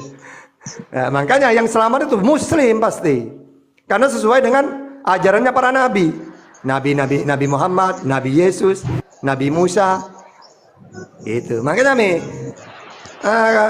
tapi saya suka debat dengan Kristen itu. Kenapa kok saya suka? Saya sudah menyimpulkan paling mudah itu debat dengan Kristen. Kenapa kok paling mudah? Karena mereka tidak ngerti Bible. Kalau ngomong tidak pakai dalil. Kalau cuma menyampaikan kebaikan harusnya pakai ayat. Contohnya Islam. Contoh, apakah dalam Islam mengajarkan kebaikan? Kalau meme dari tadi tidak pakai dalil. Kalau saya misalnya akhlak tentang kebaikan, jangan berkata kasar. Ali Imran 159. Tahanlah marah. Ali Imran 134. Berbaiklah kepada orang lain. An-Nisa 36. Jangan sombong dan congkak. Al-A'raf 13. Maafkanlah kesalahan orang lain. Al-A'raf 199. Berbicaralah dengan nada halus dan sopan. Toha 44. Rendahkanlah suaramu. Luqman 19. Jangan mengejek orang lain. Al-Hujurat 11. Berbaktilah kepada orang tua. Ya, Al-Isra 23. Jangan mengeluarkan kata yang tidak menghormati orang tua, ibu bapak. Al-Isra 32. Jangan memasuki kamar pribadi bapak dan ibu, harus minta izin. An-Nur 58. Catatlah hutangmu. Jadi kalau hutang itu dicatat biar ada bukti. Al-Baqarah 282. Jangan mengikuti orang secara membabi buta. Ya, Al-Baqarah 170. Ini kalau saya sebutkan semua dalil-dalilnya dalam Al-Quran, ratusan itu. Biar gak capek saya pakai inti-intinya. Kalau meme, jadi ikutilah Yesus. Yesus itu teladan Tuhan. Tidak ada dalil. Percuma. Umat Islam itu kenyang dengan dalil. Kalau tidak pakai dalil, tidak akan diikutin. Apalagi udah beda agama, menjelaskan tidak pakai dalil. Tambah tidak diikutin meme. Wong kita itu kenyang pakai dalil. Gitu meme. Ya. Oke, lanjutkan meme. Saya closing statement ya Ustadz Tata, karena memang saya harus istirahat dulu ya. Iya. Oke, silakan. Oke. Baik, terima kasih buat netizen yang di bawah ya. Memang kalian adalah pendengar setia ya. Sebelum saya closing statement, bahwasan apa yang saya bacakan tadi berkaitan tentang hadis-hadis itu bukanlah ujaran kebencian, tetapi itu hanyalah sebagai ranah dialog. Jadi jangan merasa sakit hati, tetapi di sini kita hanya memberitakan kebenaran kepada teman-teman ya. Jadi oke, closing statement dari saya, yaitu saya akan menjawab tentang ketuhanan Yesus ya. Jadi karena memang tadi sering disinggung bahwasan Yesus itu bukan Tuhan, Yesus itu bukan Tuhan, tetapi saya tidak mau menjawabnya karena memang saya persiapkan ini di closing statement. Sebenarnya ini jawaban saya ini sebenarnya saya tidak akan mau memaparkan kepada siapapun ya. Karena memang jawaban saya ini saya persiapkan itu kepada debaters muslim yang saya anggap mereka adalah pendebat hebat sebenarnya. Jawaban saya ini saya persiapkan sudah 1 tahun yang lalu. Dan malam ini adalah malam yang spesial buat Ustadz Tata karena beliau adalah malam ini apa tadi Ustadz Tata? Bahagia dalam keadaan apa tadi Ustadz Tata? Bahagia karena mau menikah. Oh ya, oke. Ya, karena malam ini sahabat saya ini mau menikah. Jadi sebenarnya jurus andalan saya untuk membuktikan Yesus Tuhan itu, maka hari ini saya akan persembahkan Ustadz Tata ya. Sebenarnya ini saya persiapkan sudah 1 tahun yang lalu Ustadz Tata. Jadi saya berdialog sudah mau 4-5 tahun ini berdebat itu. Jurus andalan saya untuk menyampaikan bahwasan Yesus Tuhan itu belum saya keluarkan. Tetapi karena malam ini malam spesial untuk Ustadz Tata, dan juga di sini memang teman-teman Kristen memang tidak ada ya, mungkin hanya 1-2 orang. Jadi mungkin mereka tidak akan mungkin mengutip paparan-paparan saya berkaitan tentang Yesus Tuhan ya. Oke, malam ini malam spesial buat Ustadz Tata. Saya akan membuktikan kepada Ustadz Tata bahwasan Yesus adalah Tuhan.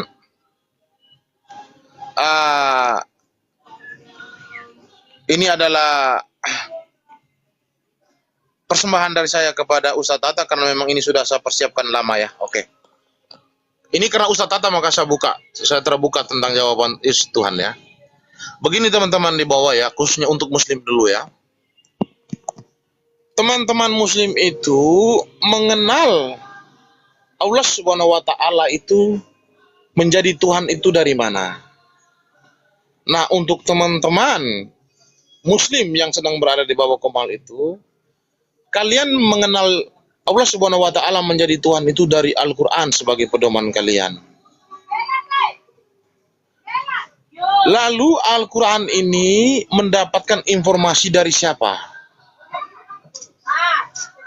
Al-Quran itu mendapatkan informasi itu dari sahabat-sahabatnya Muhammad. Sahabat-sahabat Muhammad mendapatkan informasi bahwasan Allah Subhanahu wa Ta'ala ini adalah Tuhan ini dari siapa? Mereka mendapatkan informasi dari Muhammad. Muhammad mendapatkan informasi bahwasan Allah Subhanahu wa Ta'ala ini menjadi Tuhan. Ini dari siapa? Ternyata dari malaikat. Siapa nama malaikatnya? Jibril. Apakah Allah Subhanahu wa Ta'ala yang diklaim sebagai Tuhan itu, apakah pernah menyampaikan secara langsung kepada umat Muslim? Tidak pernah. Apakah Allah Subhanahu wa Ta'ala yang mengklaim dirinya adalah Tuhan ini pernah mengklaim secara langsung kepada sahabat-sahabatnya Muhammad? Tidak pernah. Apakah Allah Subhanahu wa Ta'ala pernah mengklaim secara langsung kepada Muhammad bahwasan dia adalah Tuhan? Tidak pernah. Tetapi dia mengutus malaikat untuk menyampaikan kepada Muhammad bahwasan dia adalah Tuhan. Artinya Allah Subhanahu wa Ta'ala menjadi Tuhan. Muhammad mendapatkan informasi bahwasan Allah Subhanahu wa Ta'ala menjadi Tuhan itu dari malaikat. Bukan dari Tuhan secara langsung. Nah, sekarang kita lari ke Yesus. Orang Kristen mengenal Yesus sebagai Tuhan itu dari mana? Orang Kristen mengenal Yesus sebagai Tuhan itu dari Alkitab. Alkitab mendapatkan informasi dari mana bahwasan Yesus adalah Tuhan? Alkitab mendapatkan informasi dari Lukas. Lukas mendapatkan informasi dari mana bahwasan Yesus adalah Tuhan? Dia mendapatkan informasi dari Maria. Maria mendapatkan informasi dari mana bahwasan Yesus adalah Tuhan? Maria mendapatkan informasi daripada malaikat Gabriel. Maria tidak pernah berbicara langsung dengan Tuhan bahwasan Yesus itu adalah Tuhan, tidak pernah. Tetapi dia hanya mendapatkan berita itu dari Gabriel. Jadi Yesus menjadi Tuhan itu karena Maria mendapatkan berita dari malaikat Gabriel. Allah Subhanahu wa Ta'ala menjadi Tuhan itu karena Muhammad mendapatkan berita dari Jibril. Yesus dikatakan Tuhan itu karena malaikat yang menyampaikan secara langsung kepada Maria. Allah Subhanahu wa Ta'ala menjadi Tuhan karena malaikat menyampaikan kepada Muhammad bahwasan Allah Subhanahu wa Ta'ala itu Tuhan. Jadi Yesus itu Tuhan bukan karena orang Kristen yang menuhankan dia, tetapi malaikat sendiri yang mengatakan kepada Maria bahwasan Yesus adalah Tuhan. Allah Subhanahu wa Ta'ala menjadi Tuhan bukan atas keinginan umat Muslim, tetapi malaikat sendiri yang mengatakan kepada Nabi Muhammad bahwasan Allah Subhanahu wa Ta'ala adalah Tuhan.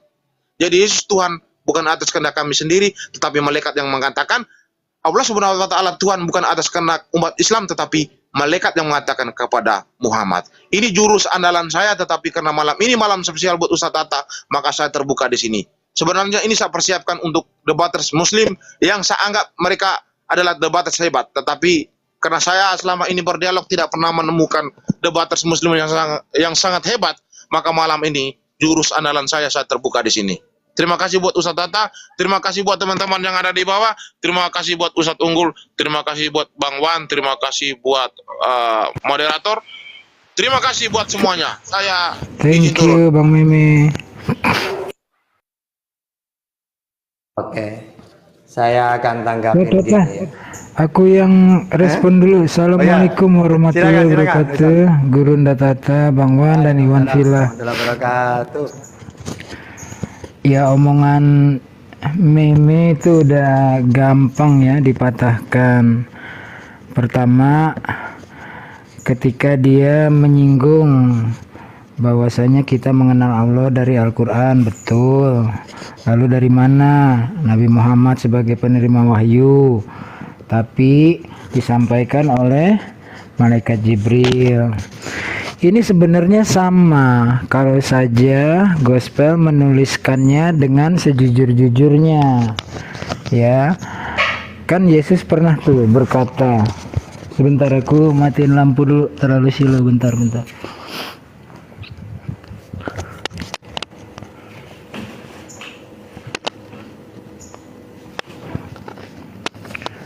Nah, enak, lebih gelap sedikit.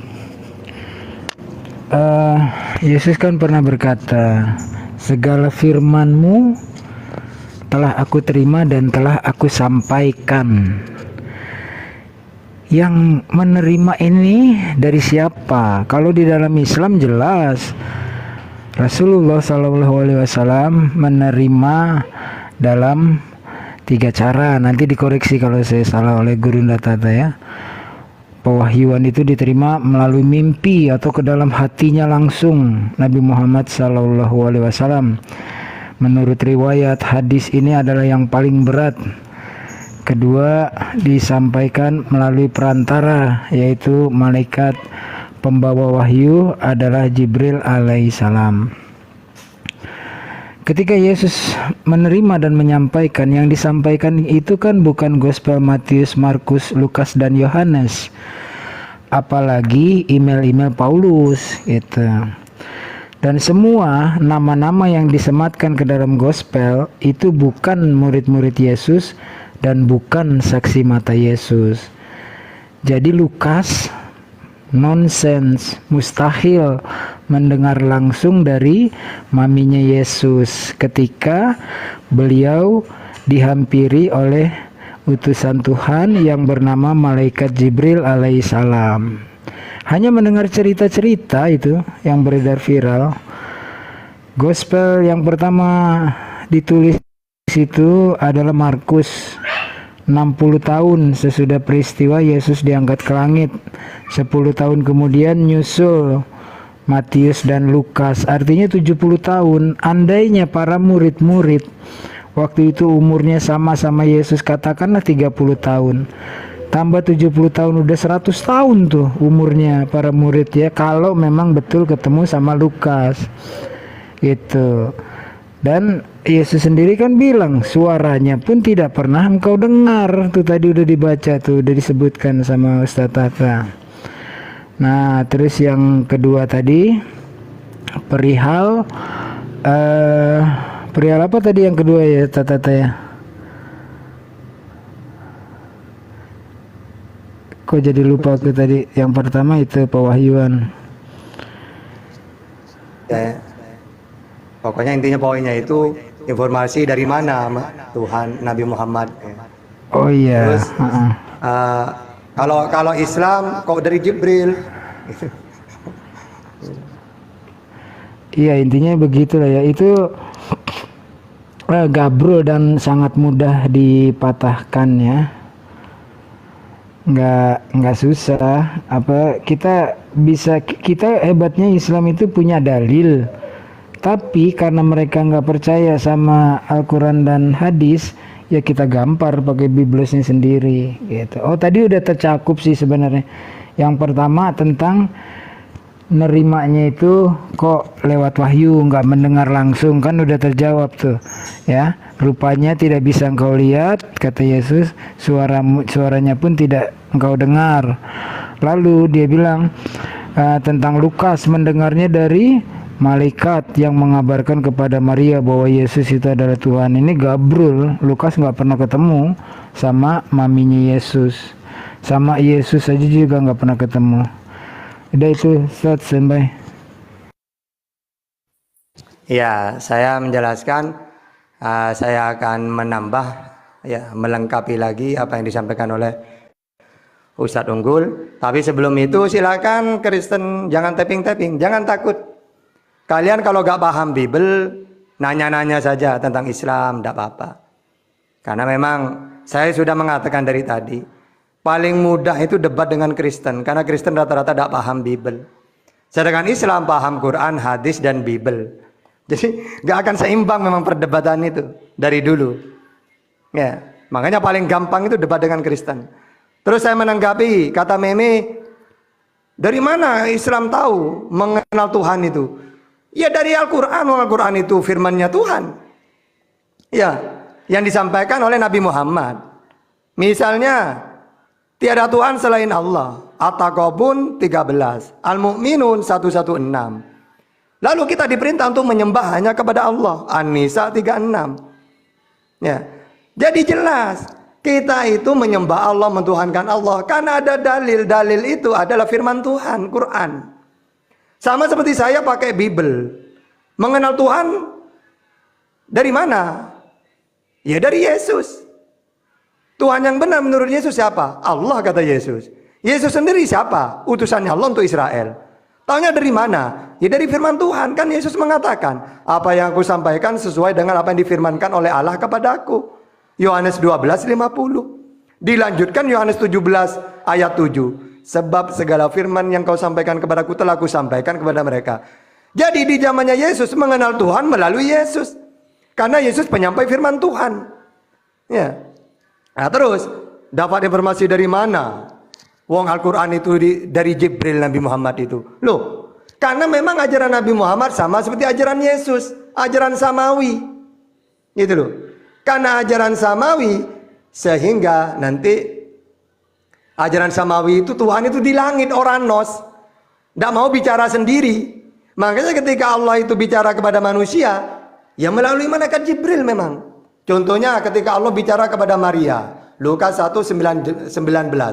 Jawab malaikat itu kepadanya, akulah Jibril yang melayani Allah.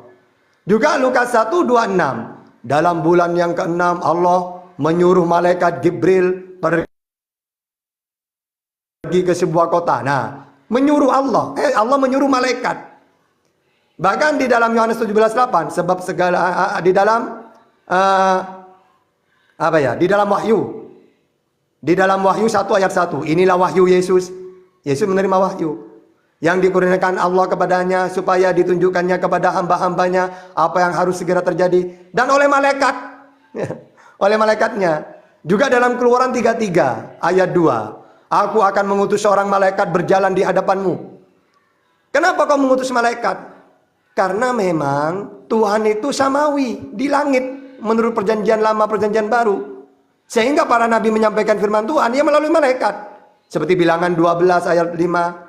Lalu turunlah Tuhan dalam tiang awan dan berdiri di pintu kemah itu. Lalu memanggil Harun dan Maryam. Maka tampillah mereka keduanya. Lalu berfirmanlah ia dengan firmanku ini. Jika di antara kamu ada seorang nabi, maka aku Tuhan menyatakan diriku kepadanya dalam penglihatan. Aku berbicara dengan dia dalam mimpi. Bukan demikian hambaku Musa, seorang yang setia dalam segenap. Nah ini dalam mimpi di sini maksudnya memang para nabi menerima wahyu melalui 3 cara. Wa ma kana li basyarin ayyukallimahullah illa wahyan aw min wara'in hijab aw yursila rasulan fahuya ilai. Jadi Allah memberi wahyu pertama melalui malaikat Jibril. Atau wahyu itu apa? Bisa lewat mimpi. Contohnya Nabi Ibrahim mimpi. Allah mengatakan, wahai Ibrahim, sembelihlah putramu. Ini kan mimpi Ibrahim. Atau min wara'in hijab seperti Musa. Gitu loh. Jadi Musa itu Allah berbicara di belakang tabir, bukan secara langsung. Ya, tapi memakai perantara sebagaimana saya bicara kepada Ustadz Unggul melalui HP. HP itu bukan wujud saya. Pohon itu bukan wujudnya Allah. Tapi Allah memperdengarkan suaranya pakai pohon itu, atau saya bicara pakai HP. HP itu bukan wujud saya, pelantara. Supaya saya bisa bicara dengan Ustadz Unggul yang ada di Jakarta misalnya. Ya, kayak gitu. Nah, makanya dalam Keluaran 3 ayat 2, justru yang bicara di pohon itu malaikat. Coba baca Keluaran 3 ayat 2. Ya, kalau di Islam di belakang takbir. Kalau dalam perjanjian lama, para malaikat itu, bukan Tuhan yang bicara. Jadi informasi itu dari Allah. Al-Quran terjaga sampai sekarang. Urutannya jelas, jumlahnya jelas. Ada 114 surat. Mulai dari Al-Ala, Qala, Mujamil, Mudassir, Fatihah, Al-Lahab, At-Takwir, Al-Ala, Al-Lail, Al-Fajr. Nanti ayat surat terakhir An-Nasr. Tapi kalau diurutkan secara Al-Quran yang sekarang, Al-Fatihah sampai An-Nas. Tapi sesuai asbabun nuzul, yang pertama Al-Alaq, yang terakhir An-Nasr. Kalau secara asbabun nuzul. Dan di zamannya Nabi Muhammad sampai sekarang, surat dan ayat tidak pernah berubah. Lalu penghafalnya mulai dari zaman Nabi Muhammad, pertama puluhan, ratusan, ribuan, sampai sekarang itu. Dan terjaga yang hafal itu. Misalnya yang hafal di kota Mekah zamannya Nabi hidup ini. Ya, Ali bin Abi Thalib, Utsman bin Affan, Abu Bakar, Umar, Khalid bin Said, Amr bin Faharo, Arqam bin Abi Arqam, Abu Salamah. Ya, terus Ja'far bin Abi Thalib, Khotib bin Amr, Jubair bin Awam, Tolha bin Ubaidillah, Abdullah bin Abu Bakar. Ini di zamannya Rasulullah yang dari Mekah. Yang dari Madinah berarti sahabat Ansor. Nambah lagi. Apa? Abu Ayyub Ansori, Khalid bin Zaid, Ubay bin Ka'ab, Zaid bin Sabit, Abdullah bin Rawaha, Mu'ad bin Jabal, Mu'aqib bin Abi Fatimah, Abdullah bin Abdullah bin Ubay bin Salul, Abdullah bin Yazid, terus Muhammad bin Baslamah, Buraidah bin Al-Husayb, Tobit bin Qais, Hudzaifah bin Al-Yaman. Terus Hamdalah bin Abi Rabi, Abdullah bin Sa'ad bin Abi Sarah. Ini di Madinah. Jadi di zamannya Nabi Muhammad, yang hafal di orang Mekah siapa saja? Ini Nabi Muhammad masih hidup. Yang Madinah siapa saja? Terus ketika perjanjian Hudaybiyah nambah lagi penghafal. Siapa? Abu Sufyan. Lalu putra-putranya Yazid bin Abi Sufyan, Muawiyah bin Abi Sufyan, Khalid bin Walid, ya, Juham bin Sa'ad, Juham bin Abi Bi'as, ya. Terus apa lagi? Hasin bin An-Namir, ya. Terus nanti Abdullah bin Arqam. Sampai nanti apa ya? Ke tabi'in nambah lagi sampai ratusan ribuan. Sampai sekarang udah bisa dihitung udah. Ya, jadi Al-Qur'annya, suratnya terjaga, ayatnya terjaga, penghafal di zamannya Rasulullah sampai sekarang terus bertambah. Nah, kalau Bible, ya, coba ditanya. Kalau Al-Qur'an, wahyu yang diturunkan kepada Nabi Muhammad lengkap sampai sekarang 114. Terus Yesus kan mengatakan, sebab segala firman yang kau sampaikan kepadaku telah aku sampaikan. Coba urutkan seperti Al-Quran. Pertama apa yang disampaikan? Yang kedua apa? Ketiga apa? Kalau Al-Quran kan jelas 114 ayat, surat. Ya. Nah kalau Bible, maka semua umat Kristen kabur kalau ditanya kayak gitu. Kalau nggak kabur, ya tidak bisa dijawab. Ya. Kalau nanya ke saya, kamu bisa jawab Tata? Iya, bisa. Gimana jawabannya? Ya mereka tidak ada yang hafal. Kenapa kok tidak ada yang menghafal? Karena ketika Yesus diutus menyampaikan firman, ditolak, bahkan mau dibunuh. Nah kalau Nabi Muhammad, tadi orang Mekah yang hafal siapa? Karena mereka menerima. Sahabat Ansor siapa saja? Hudaybiyah siapa saja? Karena Rasulullah diterima, sehingga yang menerima ini menghafal. Sehingga disimpulkan di jumlah 114 surat. Nah kalau Yesus, memang dia menyampaikan, tapi dia ditolak. Akhirnya ketika Yesus tidak ada, menjadi buku sejarah yang ditulis oleh Markus, Lukas, Yohanes, Matius. Bukan lagi kitab suci itu, tapi buku sejarah, ya, yang membahas tentang kehidupan Yesus, mulai dari lahir sampai meninggal. Sama seperti Nabi Muhammad. Coba buku sejarah itu Nabi Muhammad, Sirah Nabawiyah, Ibnu Ishaq, mulai Rasulullah dikandung sampai Rasulullah wafat. Ya.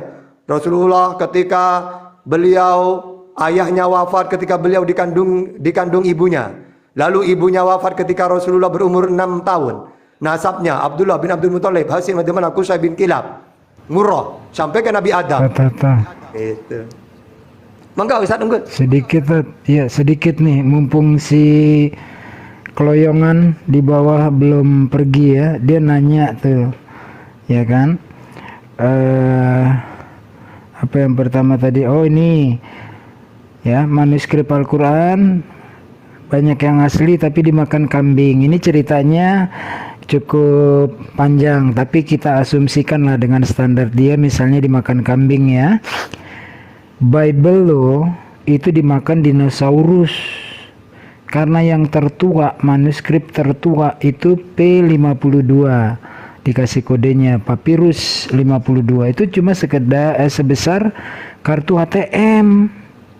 Lu nggak punya apapun, hilang semua, dimakan dinosaurus. Abad ke-1 0, abad ke-2 0, abad ke-3 0, abad ke-4 ya barulah ada kodeks-kodeks yang 4, Sinaiticus, Vaticanus, Alexandrianus, dan Brezai. Al-Quran manuskripnya ada di Birmingham University, 2 lembar, diperkirakan dibuat di zaman Nabi atau sedikitnya di zaman 4 khalifah yang utama.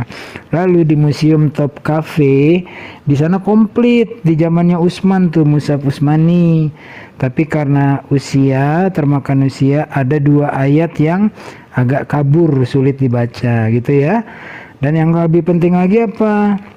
Bahwa Al-Quran itu verbal revelation, artinya wahyu yang dilisankan. Andainya seluruh kitab agama manapun di dunia disimpan baik hard copy ataupun soft copy ke dalam bunker, yang tampil ya itu cuma Al-Quran, karena mukjizatnya dan janji Allah, kamilah yang menurunkan, kami pula yang akan menjaganya. Nah, jadi semua pertanyaan tuh Islam jawabnya nggak asumsi. Terus kemudian apa dia tanya lagi nih tadi, nggak apa-apa, dia cuma berani typing nih, kayaknya modelnya naik, nggak berani naik. Oh, revisian Kairo abad ke-20. Dek, kalau seumpamanya dengar berita, jangan ditelan mentah-mentah. Yesus Tuhan, oh iya, kami Tuhan kan, jangan, teliti siapa yang ngomong, kitabnya beneran apa kitab wartawan gitu, teliti ya. Kalau di Kairo itu perbaikan kolohon, nggak aku kasih tahu kolohon itu apa ya, karena banyaknya santri-santri yang belajar dari seluruh dunia ke Al-Azhar, sehingga kolohonnya disempurnakan. Bukan versi, Al-Quran nggak punya versi, yang punya itu Bible, versi King James Version, versi terjemahan lama, terjemahan baru 1, terjemahan baru 2 gitu ya. Sampai baru kemarin sore tuh bulan Mei kitab lu direvisi. Jadi yang revisi itu selalu revisi sepanjang zaman adalah Bible. Al-Quran nggak punya versi, yang ada hanya varian reading atau qiraah sab'ah. Siapa yang melegitimasi? Lagi-lagi Nabi Muhammad SAW. Kalau lu ngarang firman wartawan, putus sanadnya, nggak sampai ke Yesus. Makanya disebutnya kalau dalam hadis golongannya paling rendah hadis maudhu, palsu, karena nggak sampai rantai periwayatannya kepada Yesus. Apalagi semua pertanyaanmu dijawab di sini, naik sih harusnya, cuma kamu sayang nggak punya nyali ya, padahal nggak dihakimin. Apalagi ya udah gitu aja sih ya. Jadi kalau Islam tuh punya jawaban, nggak seperti gue tanya lu, tanya yang lain, jawabannya beda-beda, ngawur. Jadi kalau ada berita tuh terutama dari Kristen penipu atau CP, jangan dimakan mentah-mentah, kan udah kejebak. Yesus Tuhan, padahal dia nggak pernah ngomong Tuhan. Oh iya, pakai akalnya. Kasih karunia terbesar dari Tuhannya Yesus adalah akal. Kalau cuma otak, domba juga punya otak. Kalau akal lu nggak dipakai, apa bedanya lu sama domba? Makanya cocok lu dipanggil domba sama orang-orang Yunani. Jangan mau, lu bukan domba. Sama Tuhan Yesus dikasih akal, pembeda antara lu dan binatang. Ya, jadi revisi-revisi itu sampai baru kemarin sore adanya di Bible. Lanjut, standby. Assalamualaikum warahmatullahi wabarakatuh. Waalaikumsalam warahmatullahi wabarakatuh. Silakan Bang Taro. Apa ada yang mau Ya, disampaikan? Iya, salam kenal. Ini Bani Taiping yang di bawah ini kan baiknya naik aja di Komal kan gitu. Kayaknya Oten ini ya kan. Nggak Lebih berani. enak Nggak pernah diskusi. berani dari dulu cuma tulis-tulis saja, nggak punya nyali dia naik. Padahal kalau naik Siapa kan namanya? suruh bertanya. Helion. Iya, Ya, gini itu Bang, kalau dia Agung, berani. itu Agung, muridnya Edis Pisang, namanya Oh, Agung. muridnya si Edis. Edis Oh, Pisang. alah. Oh, Edis penghujat juga itu. Disuruh bertanya tidak berani coba. Apalagi diajak diskusi. Ya tidak apa-apa lah, tapping, tidak apa-apa. Kalau mau bertanya silakan. Ayo. Ayo bertanya teman-teman tentang Oteng di Islam. bawah naiklah biar agak seru diskusinya. Yuk. Iya, enak kok. Ini Ustadz Tata nih guruku ya, beliau paling santun, ngomongnya enak gitu. Terus ada Bang Wan.